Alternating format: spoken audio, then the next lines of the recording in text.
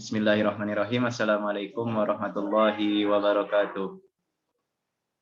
Baik, kami dari kelompok 2 dalam mata kuliah Tarikh Tasyrik. Di sini kami akan menjelaskan tentang fase-fase dalam Tarikh Tasyrik.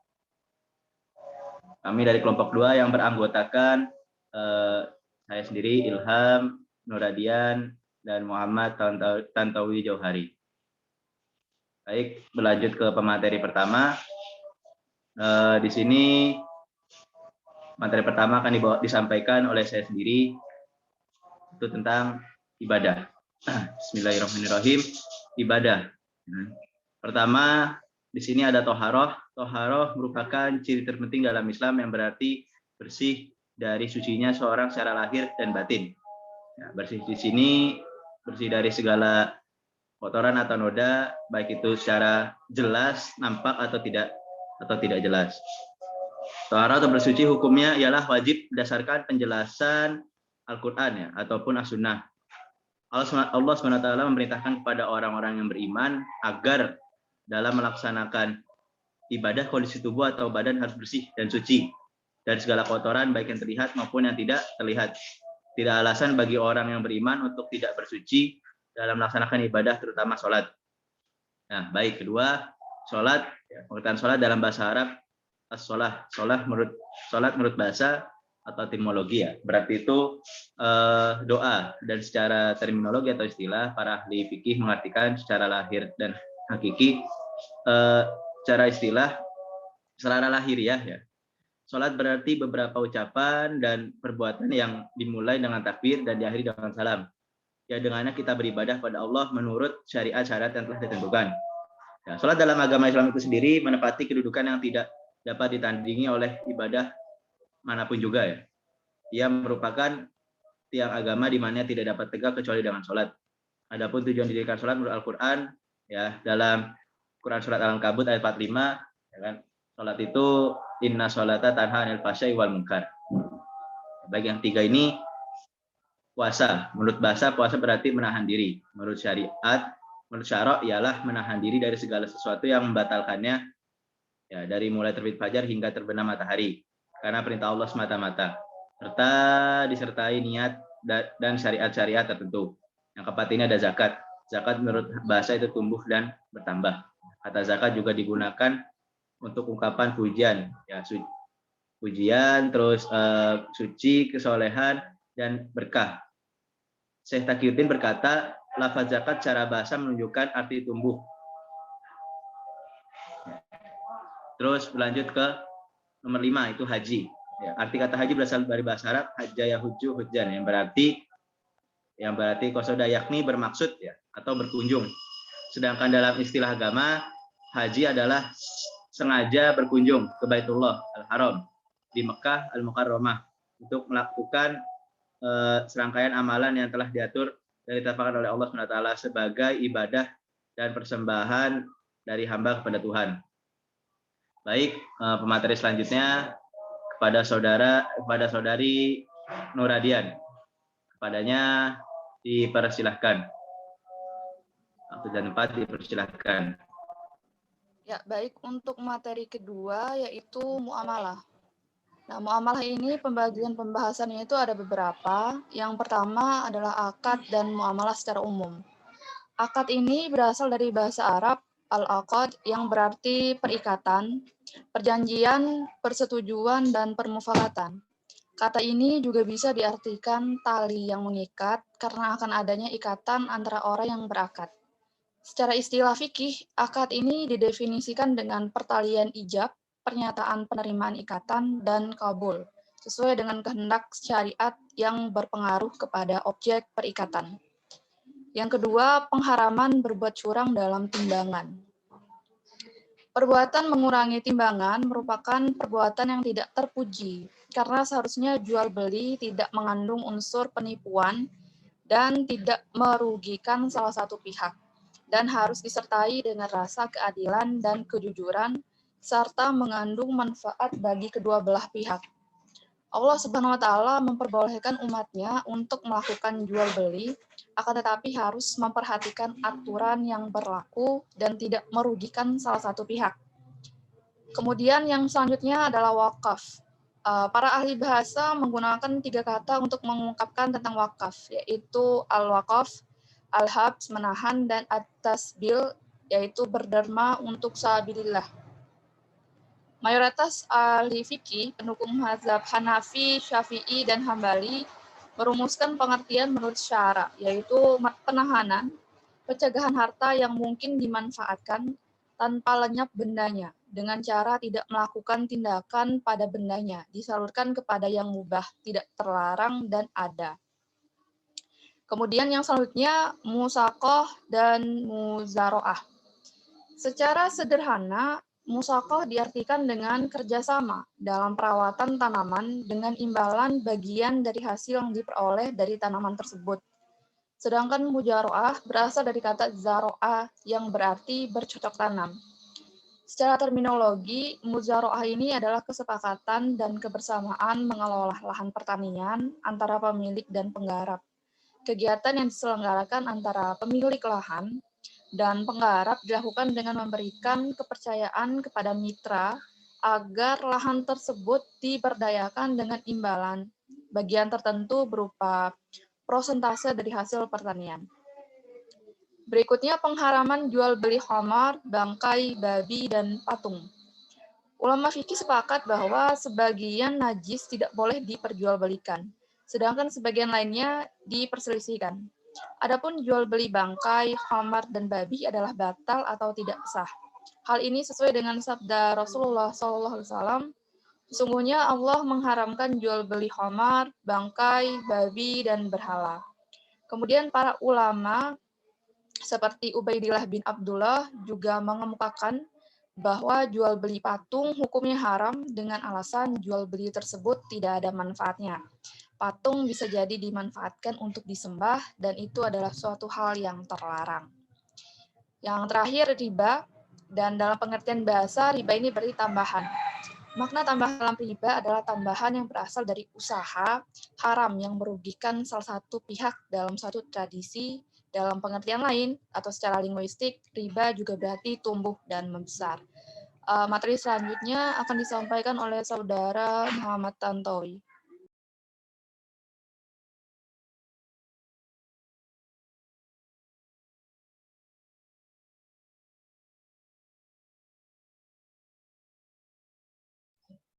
Baik, saya akan melanjutkan presentasi kelompok 2 tentang materi tentang ahwal asyakhsiyah. Nah, secara singkat, ahwal asyakhsiyah ini berbicara mengenai perkawinan, mulai dari hukum, syarat, rukun, perwalian, perwakilan wali, kafah, kemudian hak-hak dalam perkawinan, baik hak suami terhadap istri maupun sebaliknya. Nah, kita masuk pada poin pertama, yakni perintah menjaga farji dan hukum-hukum dalam pernikahan. Yang pertama, dalam Al-Quran menjaga kemaluan menggunakan istilah his al-furuj. Menjaga kemaluan di dalam artian di dalam Al-Quran menggunakan bentuk jamak muhdar salim. Nah, kemudian kata hifz al-furuj terdiri dari gabungan antar dua kata, yakni hifz dan al-furuj. Nah, dalam Al-Quran sendiri yang ada kata hifz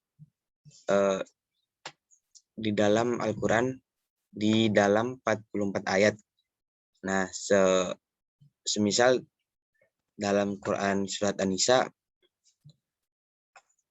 ayat 34 lafaz hafizah. Kemudian dalam Quran surat Al-Hijr lafaz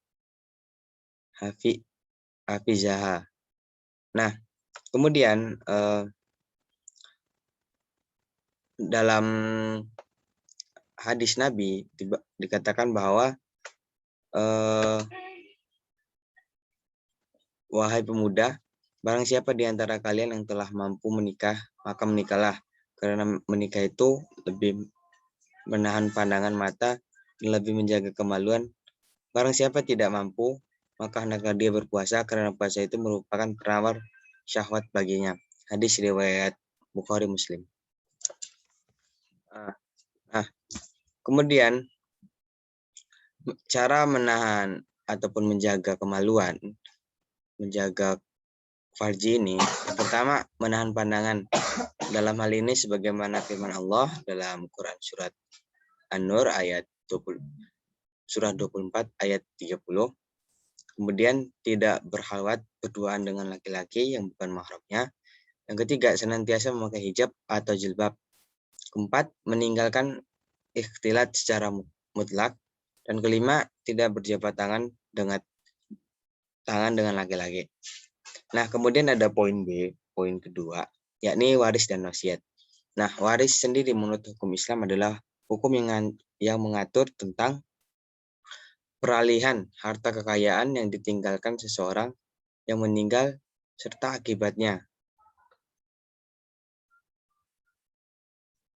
bagi para ahli warisnya, dan juga berbagai aturan tentang perpindahan hak milik.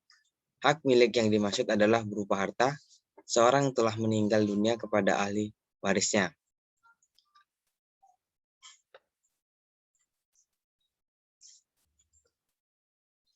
Kemudian sedangkan wasiat diartikan sebagai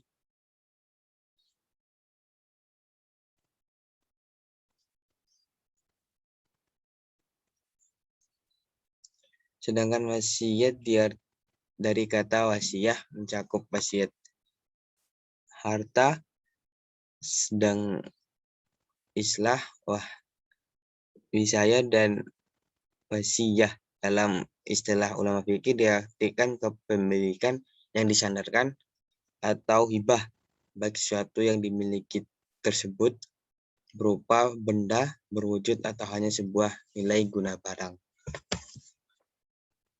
Nah, kemudian ada asas hukum dalam kewarisan, ada asas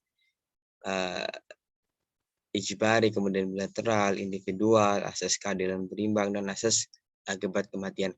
Nah, kemudian sumber hukum wasiat sendiri dalam Al-Quran terdapat pada surat Al-Maidah ayat 106, dan kemudian sumber hukum wasiat juga terdapat pada sunnah, ijma, dan amalan para sahabat setelah Nabi. Nah, kemudian masuk pada poin ketiga tentang talak, huluk, rujuk, dan idah. Nah, secara epistemologi menurut Abdurrahman Al-Jaziri mendefinisikan talak adalah secara bahasa yang berarti membuka ikatan, baik ikatan nyata seperti ikatan kuda atau ikatan tawanan ataupun ikatan maknawi seperti nikah. Kemudian secara terminologi, menurut Abdurrahman Al-Jaziri juga, talak adalah menghilangkan ikatan pernikahan dengan menggunakan kata-kata tertentu. Nah, kemudian ada huluk. Huluk menurut bahasa berpisahnya istri atas dasar harta yang diambil dari pakaian karena wanita itu pakaian pria. Sedangkan huluk menurut ilmu fikih adalah berpisahnya suami dengan istrinya dengan ganti yang diperolehnya. Kemudian ada idah. Idah menurut secara bahasa adalah diambil dari kata adah, yaitu masyahadatu dari adah. Makna yasha yang artinya menghitung. Kata idah berarti jumlah atau perhitungan, yakni wanita menghabiskan hari-hari untuk menunggu waktu sesudah berpisah dengan suaminya sehingga ia tidak boleh kawin kecuali setelah berakhirnya hari-hari itu.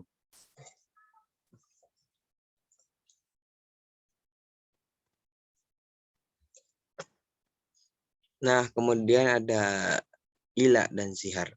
Ila adalah sumpah suami kepada istri untuk tidak mencampurinya lagi, Menurut bahasa, ilah berarti mencegah dengan menggunakan sumpah. Secara istilah, ilah adalah bersumpah untuk tidak menyetubuhi istri untuk waktu tertentu. Definisi disebutkan secara rinci. Waktu ilah yaitu sumpah suami kepada istri untuk tidak menyetubuhi istri secara mutlak atau 4 bulan lebih. Sedangkan zihar atau zahir, istilah ini digunakan sebagai salah satu bentuk talak di era jahiliyah, di mana ketika suami tidak menyukai istrinya, mengatakan bahwa istrinya sama dengan punggung ibunya. Dengan pernyataan ini, berarti suami telah menjatuhkan talak kepada istrinya.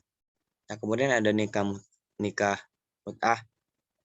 Nikah mut'ah adalah sebuah pernikahan yang dinyatakan berjalan selama batas waktu tertentu dan otomatis akadnya putus setelah batas waktu tersebut tanpa harus ada cerai dari suami, juga tidak ada waris mewarisi.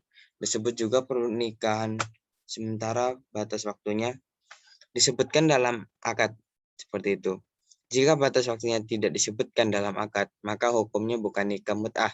Menurut Syed Sabiq, dinamakan mut'ah karena laki-lakinya bermaksud untuk bersenang-senang sementara waktu. Dalam nikah mut'ah, jangka waktu perjanjian pernikahan dan besarnya mahar yang harus diberikan oleh pihak laki-laki pada pihak perempuan yang hendak dinikahi dinyatakan secara spesifik dan eksplisit. Nikah secara bahasa artinya berkumpul atau bercampur, sedangkan menurut syariat secara hakikat adalah akad atau nikah, dan secara majaz adalah al-wat'u, hubungan seksual.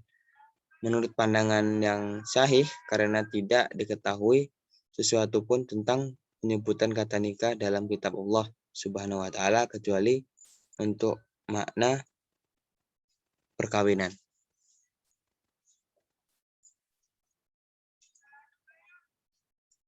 Nah, kemudian pada materi yang keempat ada jinayah, jihad, dan syar. Nah, kita masuk pada poin pertama, yakni rajam. Secara epistemologi, rajam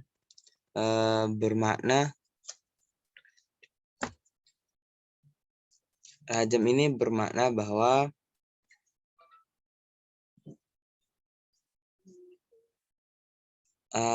melempar dengan batu, dan dapat juga bermakna menerka-nerka. Dalam terminologi Islam, rajam berarti melempari pezina dengan batu atau sejenisnya sampai meninggal dunia. Nah, had qadzaf, hukum bagi penuduh zina. Nah, secara bahasa, qadzaf adalah al-ramyu bi al-sa'i, menuduh sesuatu. Ulama fikih menyatakan bahwa qadzaf bermakna menasabkan seorang anak anak Adam kepada lelaki lain disebabkan zina atau memutuskan keturunan seseorang muslim. Apabila seseorang mengatakan pada orang lain seperti engkau pezina atau engkau anak zina, maka seluruh ungkapan ini disebut qadzaf. Nah, dasar hukum qadzaf ini dapat kita lihat pada surat An-Nur ayat 4. Kemudian pengharaman homer. Syariat Islam telah mengharamkan homer sejak 4 abad yang lalu. Dalam hal ini berkaitan dengan penghargaan Islam terhadap akal manusia yang merupakan anugerah Allah Subhanahu wa taala yang harus dipelihara sebaik-baiknya. Menyangkut pengharaman homer dalam Islam, maka hal tersebut dapat dilihat dari sekian banyak ayat Al-Quran maupun hadis yang menjelaskan dampak negatif dari homer sendiri.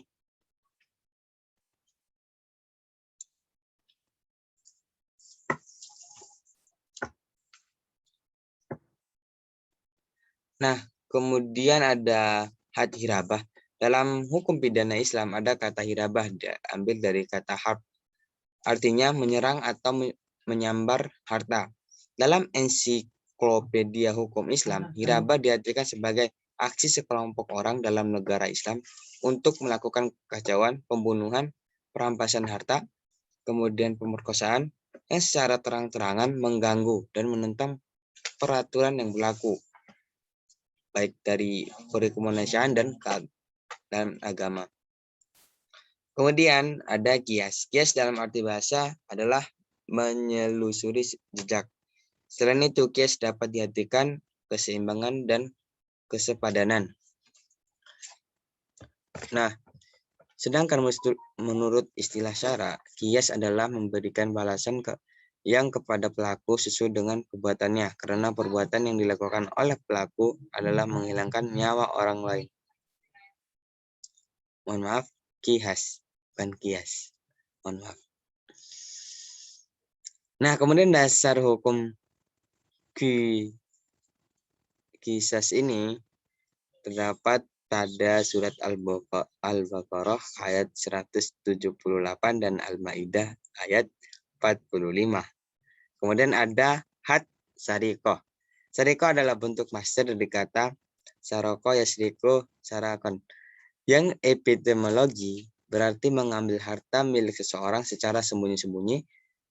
Dan kemudian dalam terminologi fikih, sarikoh adalah mengambil harta yang dinilai mulia milik orang lain dari tempatnya yang layak tanpa ada syubhat secara diam-diam.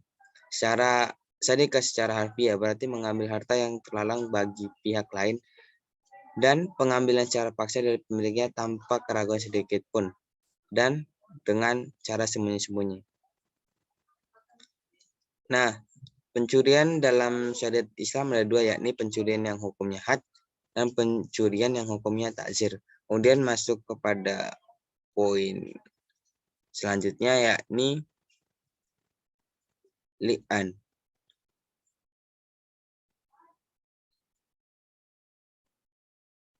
Nah, li'an secara epistemologi berasal dari bahasa Arab, yakni kata la'ana yang berarti laknat atau kutukan. Mazhab Syafi'i mendefinisikannya sebagai kalimat yang diketahui yang dijadikan alasan bagi orang yang merasa terpaksa untuk menoda orang yang telah mencemari tempat tidurnya dan mendatangkan rasa malu kepadanya.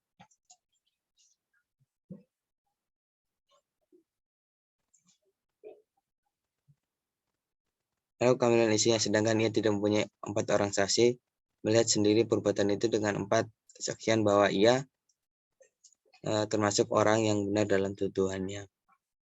Nah, kemudian ada kital perang. Nah, kital ini bentuk masdar dari kata qatala yaqtulu yang memiliki arti yaitu berkelahi, melawan seseorang, memusuhi dan memerangi. Nah, menurut para tafsir, kital adalah seorang berperang melawan musuh-musuh Islam dari kalangan orang-orang kafir. Kemudian, perang adalah melawan musuh Islam dan menghadapi mereka dengan tujuan dapat menghancurkan, menundukkan, memaksa, atau melemahkan mereka. Itu menurut Al-Qasami. Nah, kemudian kesimpulannya, pelaksanaan ibadah mahdah, yakni ibadah yang bersifat ritualatu atau merupakan realisasi hubungan makhluk dengan al-halik, wajib mengikuti format yang telah ditentukan oleh syar'i Allah selaku perbuatan hukum, walaupun dalam hal teknis seperti penentuan waktu sholat, puasa, dan sebagainya. Kemudian ada hukum keluarga Islam atau ahwal asyasiyah, bukan salah satu sub dan merupakan bagian dari tema besar fikih yang berbicara tentang pernikahan. Nah, kemudian ada muamalah, merupakan bagian dari hukum Islam yang mengatur hubungan antar dua pihak atau lebih, baik antara perseorangan maupun antar badan hukum seperti firma, yayasan, negara, dan sebagainya. Nah, sekian presentasi dari kelompok 2. Mohon maaf atas segala kekurangan dan kami mohon undur diri. Sekian, assalamualaikum warahmatullahi wabarakatuh.